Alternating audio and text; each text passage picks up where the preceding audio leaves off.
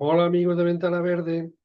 Bueno, pues hoy vengo a hablaros de un tema laboral, de jardinería, que es, hoy en los medios de comunicación saltaba la noticia de que hay una ciudad de España, Vitoria, que lleva 55 días sin tener los servicios habituales de jardinería y limpieza de parques y jardines, ¿no?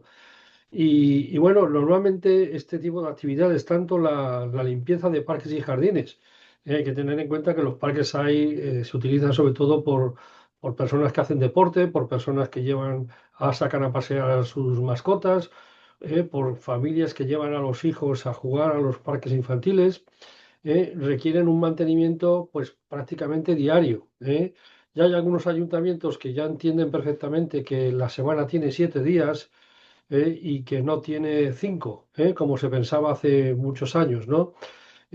Cuando entonces los sábados y los domingos cerraban los museos, ¿no? Entonces, claro, como un trabajador que trabajaba de lunes a viernes, incluso a veces también los sábados por la mañana, podía ir a visitar un museo? Imposible porque estaban cerrados.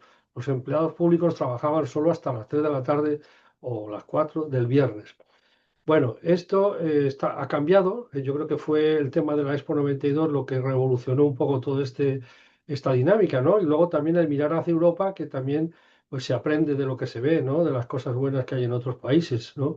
Tiene que haber un servicio, aunque no sea un servicio, digamos, como normalmente hay a diario, pero sí que tiene que haber un servicio de limpieza porque las papeleras en muchos parques vemos que están hasta arriba o que están a rebosar, y bueno, y sobre todo la actitud de un ayuntamiento que tiene que mantener los parques, abrirlos y cerrarlos. Desde el punto de vista de seguridad y desde el punto de vista de la limpieza, los sábados y los domingos los parques tienen que funcionar. Las zonas donde hay público, lógicamente, porque si además los sábados y los domingos es cuando más gente va, pues más, con más razón y con más motivo, porque se genera más basura, más residuos. Bueno, entonces, ¿qué es lo que pasa con las huelgas de los ayuntamientos? Pues normalmente nos enteramos de alguna huelga cuando es algo realmente excepcional, ¿no? Y como es el caso de Vitoria, que todos los medios de información apuntan que llevan 55 días, una cosa increíble, ¿no? Normalmente en los ayuntamientos ya sabéis que hay dos tipos de trabajadores.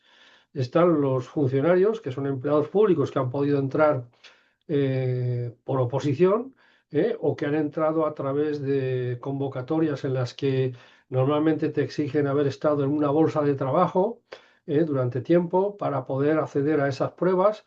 Y si superas esas pruebas, que son unas pruebas para demostrar un poco que conoces la profesión y que conoces la actividad y que puedes manejar una desbrozadora, una podadora, etcétera, etcétera, pues puedas tener acceso a ese puesto de trabajo.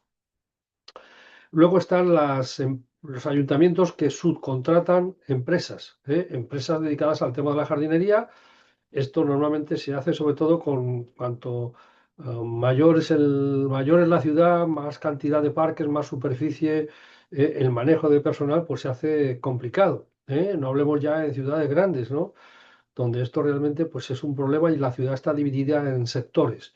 Entonces, pues lo que se contrata son empresas, que de acuerdo a unas necesidades y unas especificaciones de calidad, y de mantenimiento determinadas por el uso, por las normas de uso general y por las normas de uso particulares de esos ayuntamientos o de esas ciudades en función del tipo de jardinería, de la climatología, etcétera, etcétera, pues se hacen unas especificaciones para que se hagan unos requerimientos de calidad básicos, ¿no?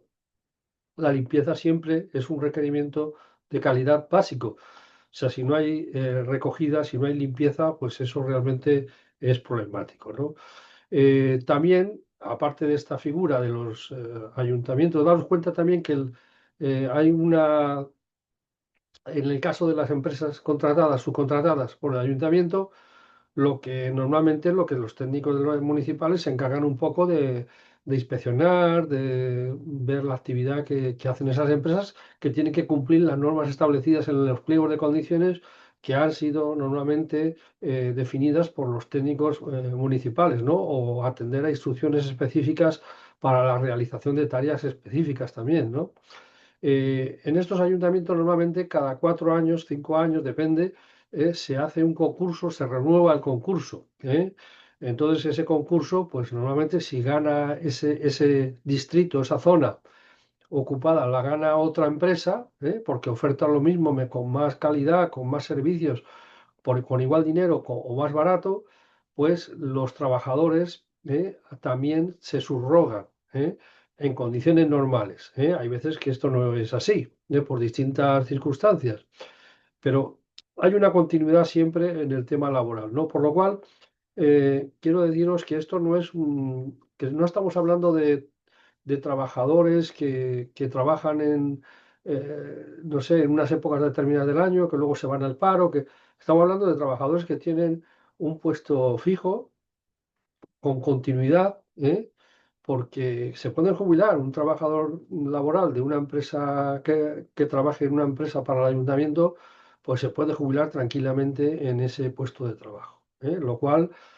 hace también pensar que estas personas, ya dado que las plantas son seres vivos, pues bueno, pues tienen un cariño también por ese trabajo, ¿no?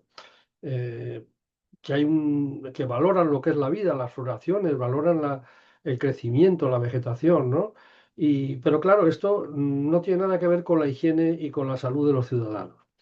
En el caso de los parásitos, en el caso de las plagas, enfermedades, lógicamente, si eso ocurre por abandono del trabajo, eso es inadmisible. Eso es inadmisible y primero está la responsabilidad piramidal, desde el ayuntamiento, que es el responsable ante los ciudadanos, y luego, lógicamente, si las empresas no cumplen lo que han dicho que iban a hacer y hacen lo que tienen que hacer, pues el ayuntamiento también puede pedir responsabilidades.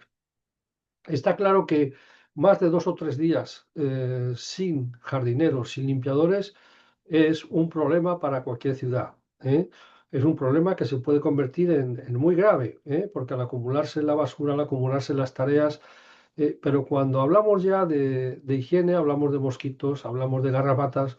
La garrapata es un elemento que antes no aparecía tanto en los jardines y no aparece normalmente cuando hay un mantenimiento diario, porque hace que prácticamente se pueda eliminar, prácticamente. Pero la garrapata crea muchos problemas a las personas y a las mascotas, con lo cual, pues está dicho casi todo, ¿no? ¿Por qué se producen estas huelgas? Normalmente pues son variados, son temas variados. Pero lo que está claro es que hay unos convenios nacionales de jardinería, hay unos convenios autonómicos y luego a los propios ayuntamientos, incluso las diputaciones, tienen su propio acuerdo particular, en el que normalmente están siempre por encima, las condiciones son más favorables que los a nivel general, a nivel nacional, ¿no? Entonces, ¿por qué se producen por distintos motivos y por distintas razones? Eh, Eso yo no lo conozco ni entro en el tema de por qué en el Ayuntamiento de Vitoria se puede permitir el lujo de tener una huelga de 55 días, de tener abandonados los jardines, y tampoco yo, si le preguntamos a la administración, le echará la culpa a las empresas, ¿no? Y si le preguntamos a las empresas, pues le echarán la culpa al ayuntamiento. Entonces, esas situaciones se pueden discutir durante mucho tiempo, pero hay que tomar siempre medidas rápidas y urgentes. Y eso tiene que estar previsto en los pliegos de condiciones. Si por razones de una huelga, por razones de una problemática particular de una empresa, en 2 o 3 días se produce ese problema, automáticamente los ayuntamientos tienen que tener la capacidad gestora de poder contratar a otra empresa hasta que ese problema se solucione con otro personal.